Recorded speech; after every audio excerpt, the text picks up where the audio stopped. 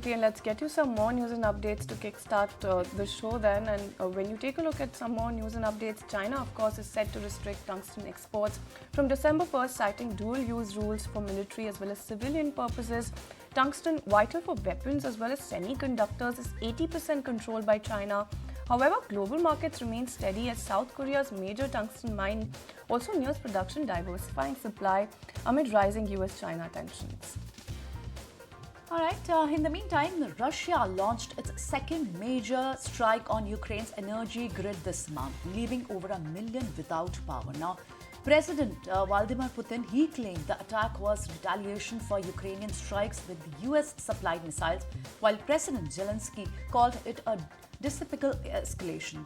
Western leaders, including the President Biden himself, condemned the strikes as winter worsens the crisis now.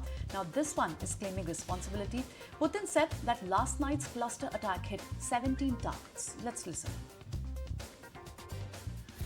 Сегодня ночью нами был нанесен комплексный удар с применением 90 ракет подобных классов и 100 беспилотников. Поражено 17 целей. Это военные объекты, объекты оборонной промышленности и системы их обеспечения. Повторю еще раз, эти удары с нашей стороны состоялись также в ответ на непрекращающиеся удары по российской территории американскими ракетами «Атакамс». Как уже говорил неоднократно, с нашей стороны ответ всегда будет. Alright, keeping it going with global news and updates, then Israel and Hezbollah exchanged accusations of ceasefire violations just a day after the truce began. Israel reported airstrikes on Hezbollah rocket facility in southern Lebanon, while Hezbollah and the Lebanese army accused Israel of multiple breaches. The fragile US-France brokered ceasefire is set to last 60 days, and the aim, of course, is for lasting peace.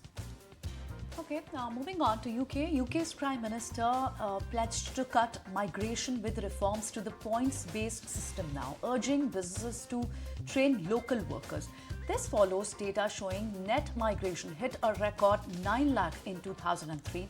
Starmer blamed the previous government's open border experiment and vote graft, not gimmicks, to address this issue. He added that they will introduce a point-based system also. Alright, then that's the latest update as far as that is concerned. But moving on, then in Bangladesh, ISKCON Foundation had been called a religious fundamentalist group.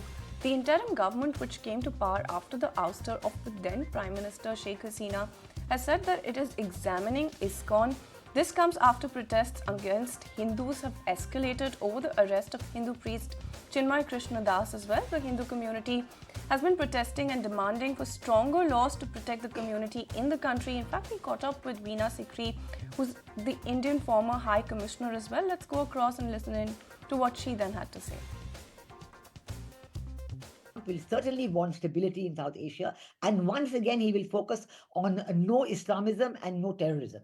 I think these are going to be, and he is going to offer in exchange good trade relations. Trade can bring your economies up. Bangladesh has a lot to offer in terms of trade, but their economy is in a mess right now. Pakistan also can have something to offer in trade, but their economy is in a mess. So are they willing to get back to economic growth? Are they willing to give up Islamism, terrorism, and talk about regional integration? So I do think that President Trump will look at it, because South Asia is a very important region. And, even if you look at President Trump's interest in China, what he's going to talk about there, his interest in Quad, it all builds up to having a peaceful, democratic and stable South Asia. This is very important for President Trump, and he's going to do his best to get it about. All right. If you like this video, then like, share and subscribe to ET Now.